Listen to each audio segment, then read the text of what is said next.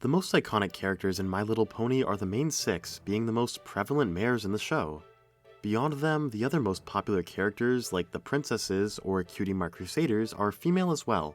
It makes sense, of course, given the target demographic of the show, that the most prominent characters will be female in order to give that demographic characters to relate to, and I'm never gonna knock the show for that. But it makes you wonder about the male characters in the show. Back in the first generations of the show, even before the brony craze, there were male characters. Brothers or fathers might have seen this show in the background, and to the target demographic most surely have some sort of male figure in their life. The history of male characters in the show reflects this, being originally written with these facts in mind. But if you look at the more recent iterations of the MLP franchise, male characters have stepped much farther into the spotlight. They're not the main focus, of course, but they're here and more prevalent than ever. Thanks for tuning into Glimmer Times, and today we're looking at the history of stallions in My Little Pony. To discuss the whole history, we have to start all the way back at the beginning. Generation 1 of MLP started with the special Rescue at Midnight Castle in 1984. There were no stallions in this special, but there were male characters. The first incarnation of Spike was seen here, being a dragon as always. This is also where the characters T-Rex and Scorpion originated, having similar roles to their characters in G4. As I said earlier, the target demographic for this show was younger girls, so obviously male characters were never going to be at the forefront, and that's totally okay. The point of this video is not to complain about that, but rather to discuss how male characters have been implemented over time. In this instance, they were side characters, and considered separate to the ponies as they were shown to be a completely different species. T-Rex was a villain, but Spike and Scorpion became heroes by the end of the special. From this first special, it was clear that there could be male characters in MLP, and while they're overall going to be separate from the ponies at this point, they can still be heroes and make an impact on the story. Later on into Generation 1, the human character Megan is shown to have a brother named Danny. As with the previously mentioned characters, he's clearly not a pony, but the little brother archetype would go on to be shown in other iterations of the franchise later on. G1 does eventually introduce stallions, called the Big Brother ponies.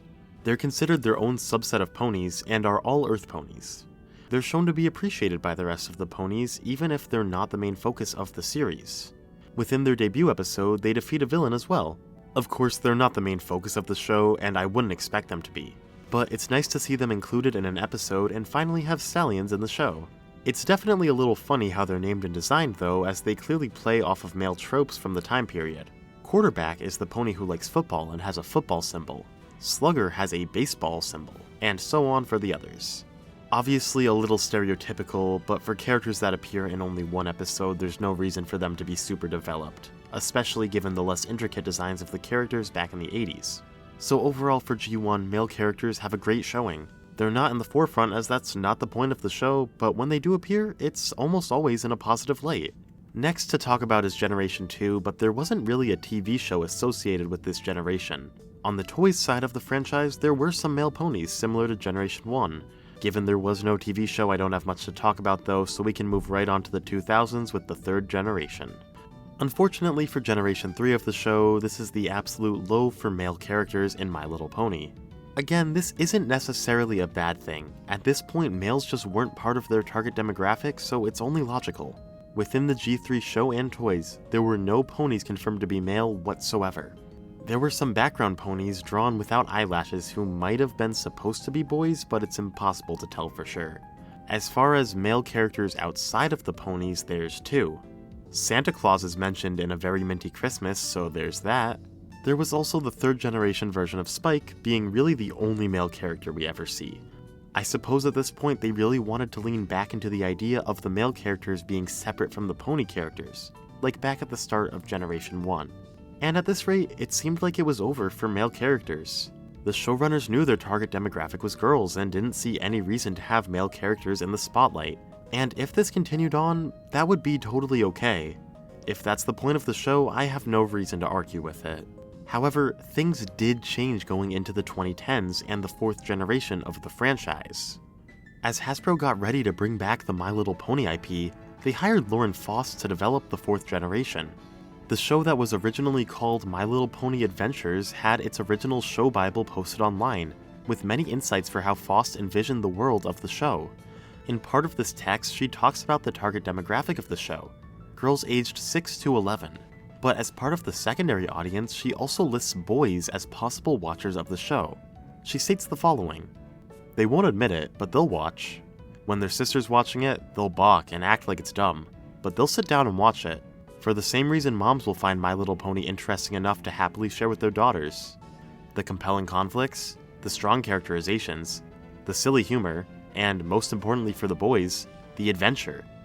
The boys will watch it too, really." In the G1 segment of this video, I talked about the possibility of brothers seeing the show in the background. Faust was aware of this fact, and while she wasn't about to write the entire show for boys, she kept it in mind. As we start to discuss male characters in the 4th generation of the show, her way of thinking will become very prevalent. As with the previous generations of the show, Spike is here right from the start. Still a dragon, but he's been established here as sort of a little brother character like Danny was back in G1. As the show goes on, he also shows that he's not embarrassed to like pony interests compared to the other dragons, being a pretty clear parallel to liking feminine interests as a boy. Having a male character be able to enjoy the world of Equestria without being portrayed as a super masculine football fanatic was a great choice. And while he wasn't technically a main character, he was shown enough for this to impact viewers and make boys feel more comfortable watching the show. Boys are not the target demographic, but they're welcome here, and that's the big change that the start of G4 brought about. Throughout the rest of Season 1, there are other named male characters shown in the background, more so than any previous generation. There are still non-pony characters, such as the Diamond Dogs, but there's also named stallions, such as Brayburn and Big Mac. They're nowhere close to the main focus of the season, and that's totally fine, but they're here to make the world feel more fleshed out and realistic. With these side characters as well as Spike, G4 is already the generation with the most male representation in their characters. And if this is where our story ended today, I'd be totally happy with the state of male characters in the show.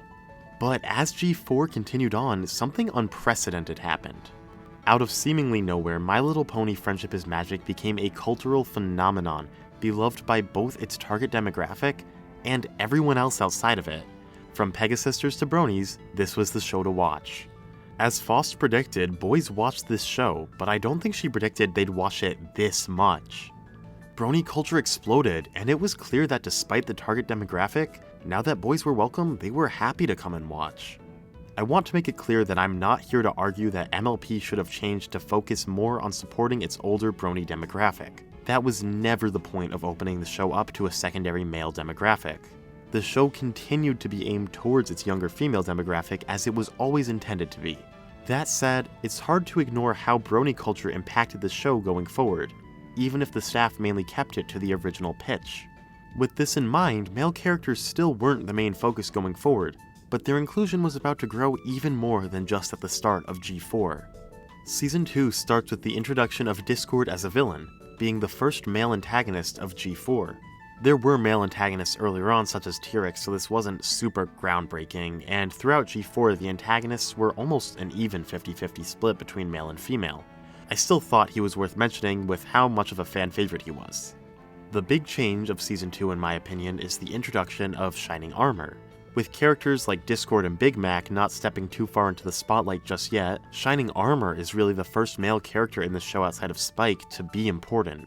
He's still second to his wife Cadence in terms of importance in their episode, but he is still the captain of the Royal Guard and a great implementation of a male character.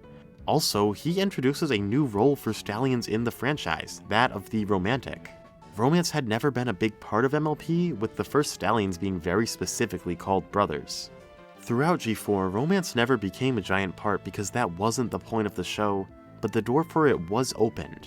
Jumping forward a bit to Season 6, we're treated with the episode Dungeons and Discords, which is the first episode I can think of to solely focus on a group of male characters. Discord, Spike, and Big Mac form the Guys Night trio to be seen about once a season from now on. Their friendship is treated just as important as the girls who even join in on the game by the end of the episode. I'll mention again that I don't expect MLP to be totally filled with male characters, that's not the point of the show. But with prevalent toxic masculinity in society, having a series about friendship show a healthy portrayal of male friendship is really sweet. These guys support each other throughout the latter half of the show, whether it be for fun and games or for legitimate life and romantic advice. Season 6 also introduces Sunburst, being one of the only prevalent stallions in the show to not be involved in a romantic plotline. I know I praised Shining Armor earlier for introducing romance to the show, but it's also really nice to have a male character who's able to just be a good friend. When I was a kid, whenever I had a female friend, there were always adults jokingly saying something along the lines of, "Ooh, someone's got a girlfriend." It's a very nice message for both the target demographic and the younger boys watching to see friendship between different genders, and I commend Sunburst's inclusion for that. As the show wraps up, there are a few more male characters introduced, such as Mudbriar, and then Gallus and Sandbar, who are part of the prevalent Young Six. Males aren't the focal part of this series, but they exist in the society and have healthy relationships and character growth alongside their female friends. I think Season 1 of G4 already had a great portrayal of male characters, but they really went above and beyond as the show progressed, while still not straying from the target demographic. And with all of that in hindsight, we can move into the most recent generation. G5 has some really great male portrayals in some of the loving and present fathers like Argyle and Alphabeetle. But the clear elephant in the room is of course the addition of a male character into G5's main six, being Hitch Trailblazer, blazing the trail for Stallions in MLP. My favorite part of his inclusion echoes Sunburst's section from earlier in the video, where he is simply a great showing of a friendly relationship between a mare and a stallion. To the target demographic, his inclusion is welcome to show these positive friendships.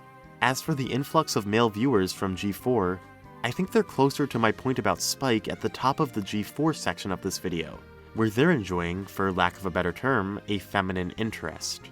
Seeing Hitch alongside his friend group of mares might make them feel more seen in that way. Of course, these points would all be moot if Hitch was a poorly written character, but that couldn't be farther from the case. His smile is infectious, and his character is something super refreshing in the world of MLP.